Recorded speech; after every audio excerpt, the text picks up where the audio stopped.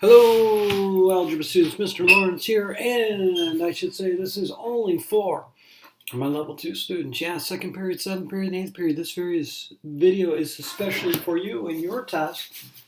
You are so special, Aaron and JoJo and Sam Squared and Joey and Derek. You are so special that I made a video that I'm not making for my other algebra class, just for your classes.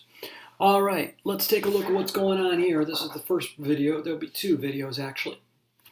Here I have a graph of distance in miles versus time in hours. Well, I'm going to figure out the speeds or the rates of this person. Let's assume they're driving. Okay, and you see the path of the distance they're traveling per hour. Tell you what I'm going to do at each little line segment. This is a piecewise linear graph, right? I'm going to label points. And I'm going to figure out the rate from point to point. All right. It's pretty easy to do. You should be pretty good at this. Oh, that's supposed to be an F. Sorry about that. And there's a G. Well, G, there we go. All right, so I'm going to figure out the rate from point A to point B. Well, first thing I need to do is figure out the distance. Well, it looks like 1, 2, 3, 4 blocks makes 100 miles. This B is up 2 blocks. So therefore, the distance is 50 miles. Remember, we're going to use this equation. D equals RT. Distance equals rate times time. So I'm going to put 50 in there, 50 miles. And then I'm going to get the rate. I don't know the rate, so I put a variable. And then the time. Well, let's see. How much time has gone by? Well, it looks like 4 blocks is 2 hours. So 2 blocks horizontally would be 1 hour. So I'm going to put 1 hour right there. Now I'm going to get R alone, and I'm going to do so by dividing by 1 hour. Excuse me. All right, 1 hour. Those are going to cancel, and therefore my rate is going to be 50 miles divided by 1 hour, or better yet, 50 miles per hour. Yeah, see how simple that is? All right, let's do this one now. Let's do the rate from point B to point C. Well, this is a super easy one. My distance is 0 miles. Notice it didn't go up any miles. 0 miles. And my rate, I don't know. My time looks like it's half an hour. 1/2 an hour or 30 minutes, but I'm going to keep it in hours. Right? So, if you're thinking about what's going on, you didn't travel any miles in half an hour. How fast are you going? Well, you're going 0 miles per hour. But if you weren't sure, you could divide by 1/2 hours on both sides. And 0 divided by half will be 0 miles per hour. 0 divided by any non-zero number is 0. Okay, let's try the rate from C to D. Excuse me. My voice is coming and going, as you can tell. All right, let's see the distance. Let's see, I went 1, 2, 3, 4. Looks like it went 4 blocks, which is 100 miles, 25 miles per block. All right, we don't know the rate, and the time is 2 blocks this way, so it looks like he went 1 hour. Oh, this will be easy. So I'm going to divide by 1 hour on both sides, and therefore my rate will equal 100 miles divided by 1 hour, miles per hour. There you go. All right, let's do the rate from D to E. I'm running out of room. Let me erase some of this old work. You can always scroll back the video if you need to see it, right? All right, let me scroll back or erase that and go the rate. The rate from point D to point E. Okay, well, let's see the distance. 1, 2, 3, 4. Looks like 100 miles again. We're trying to find the rate. How much time has gone by? 1, 2, 3, 4, 5, 6, 7, 8. Looks like that's going to be 1, 2, 3, 4 hours. Yeah, 4 hours. That's what I thought. 4 hours. I'm going to divide by 4 hours on both sides so I can get the rate alone. 4 hours. Now I can simplify 100/4, which is 25. Miles divided by hours, miles per hour. And there you go. All right, let's go to my favorite purple. It's not my favorite color, I just like to say purple. The rate from point E to point F. Well, let's see, I'm going to go 1, 2, I'm going to count vertically first. Sorry about that. 1, 2, 3, 4, 5. Looks like we're going 125 miles. Oops, miles. And that's going to equal the rate, which we don't know, times 1, 2. There's 1 hour. There's 2 hours. Looks like 2.5 hours. So I'm going to divide both sides by 2.5 hours, that is. And I'm not going to run to a calculator. You're going to be allowed to use a calculator on a test, but when you get something called number sense, you can do stuff like this. You can say, hey, that kind of looks like 125 divided by 25. And I know that would be 5, because 5 times 25 is 125. So therefore, 125 divided by 2.5, something that's 10 times smaller, my answer must be 10 times larger. It's going to be 50 miles per hour. Whoa, crazy. Check it on a calculator if you don't believe me. All right. Now, F to G I'm not going to do because I think you can figure it out on your own. But ask me about it in class if you don't know. All right, let's come on down here. We've got some data, right? You're going to determine if it's linear, quadratic, or exponential. You're going to tell me why. And then you notice some graphs. We're going to see what the graphs look like. Make sure you know what their graphs look like. So let's get down to it. Let's go ahead and find the first differences of, we'll call this problem A. So it looks like I'm going to add 3. Then I'm going to add 5. And then I'm going to add 7. And then I'm going to add 9. Well, they don't match, so I'm going to go down to the second differences. I'm going to get +2 every single time.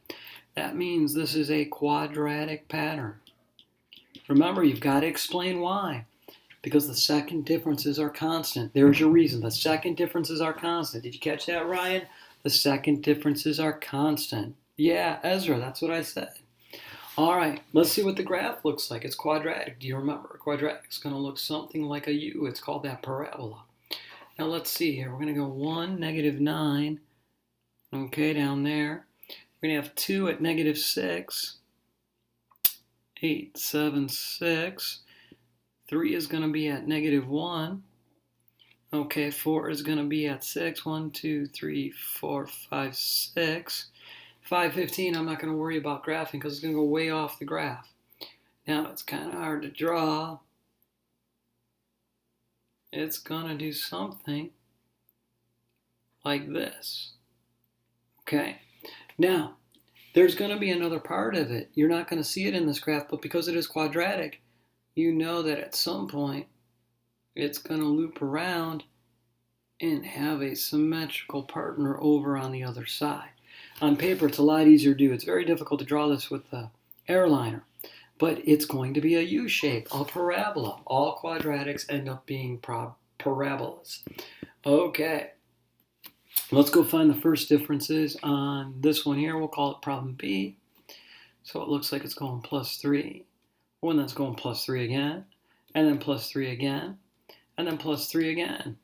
Well, that means it's going to be linear because the first differences are constant, right? Or as x goes up 1, y is going up 3 constantly or consistently. So this is linear. Linear means it's going to make some kind of line. So let's go to the graph. 1 is going to be 1, 2 when x is 2, y is 5. All right. 3 is at 8, 3, 8.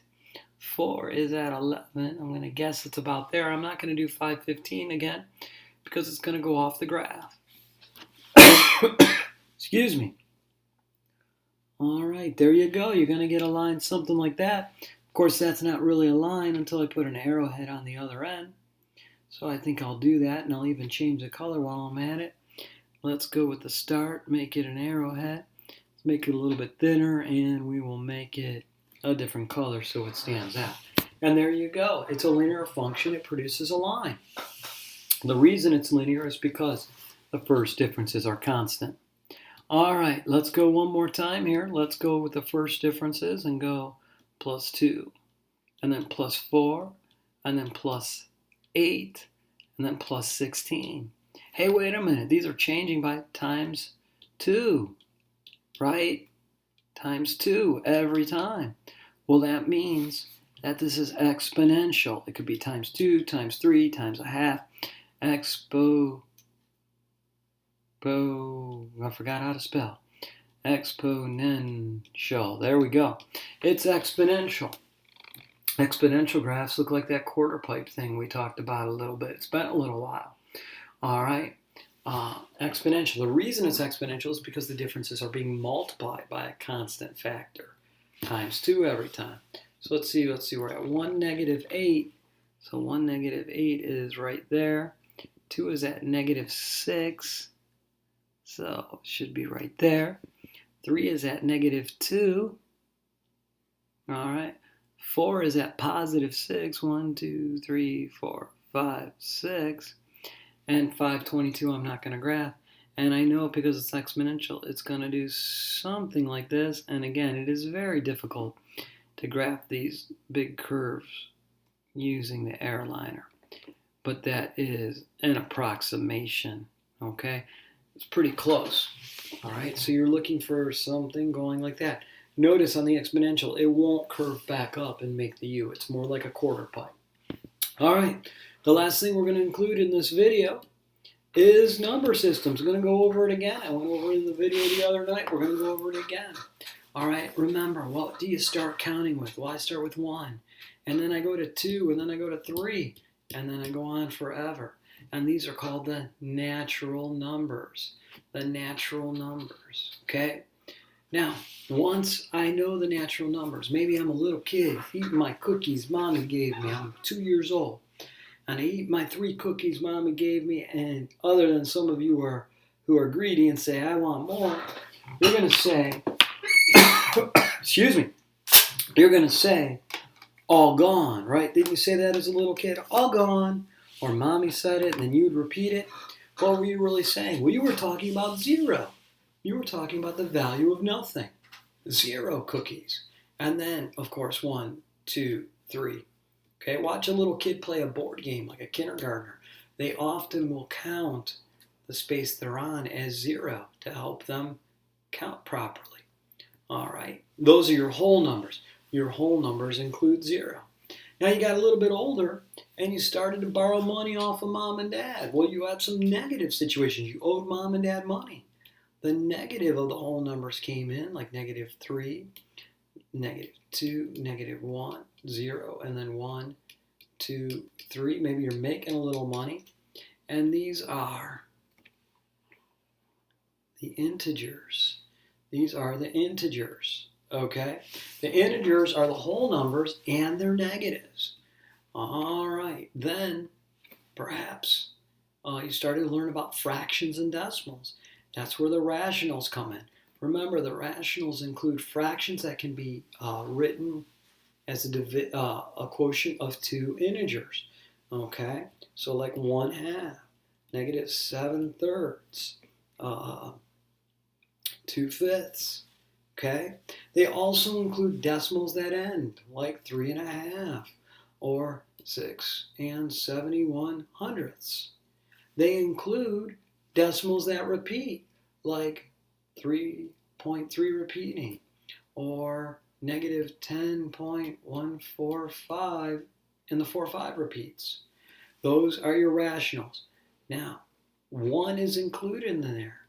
0 is included. -7 is included. If I'm a natural number, like 1, let me get a 1 here. Let me put 1, okay? 1 shows up right here in the natural numbers, doesn't it? But isn't it inside the W circle? Sure is. So 1 is also, it's a natural number, but it's also a whole number. Is it inside the Z circle or the integer circle? Yeah, it's right there.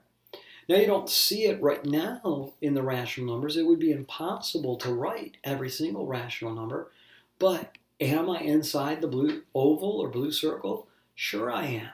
So all natural numbers are also whole numbers, integers, and rational numbers. Okay? Now, there's some numbers that aren't rational. That doesn't mean they don't make sense or they babble. It means, oh, sorry about that, I'm in the wrong place here. Let me click off of that. Come on, go away. All right, there we go, we went away. You have some numbers over here called the irrationals. And they get their own little oval. The irrationals, okay? They include things like pi. Why is pi special? Because it goes forever. It's a decimal that goes forever without repeating. So, for example, you might have 2.143 ... Okay, -7.1.25 ... Those are irrational numbers. Or you could have the square root. And underneath the square root, you have a non-perfect square like 10, or the square root of 101. Okay, you wouldn't have the square root of 25 in there because you can take the square root of 25. Now, altogether, these all make up the real numbers. Irrational numbers are real. Okay, they just can't be written as a fraction of two integers. All right, so if you see this, right away you should know it's rational because it's a repeating decimal.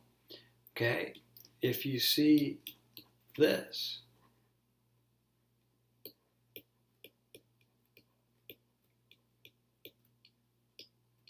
you cannot assume what happens afterwards. It's irrational.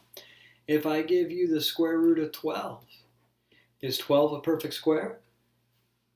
What number times itself equals 12? 6. 6 times 6 is 12. That doesn't sound right. No, it's irrational. There is no number times itself that equals 12. All right. How about this number? 3.0. Yeah, it's rational. It's a number. It's a decimal that ends or repeats. You could write an infinite number of zeros after that if you wanted to. Or better, you could simplify it to just 3. There you go. 1/4 is a rational number. -5/7 is a rational number. You won't find fractions of this variety over here. The only fractions you would find over here would be like the square root of 3/7. Because this part here is irrational, therefore the whole thing is. All right, we're going to end this video now. The next video will have more with polynomials on it just to help you review. All right, Mr. Lawrence signing off. Have a good night, everybody.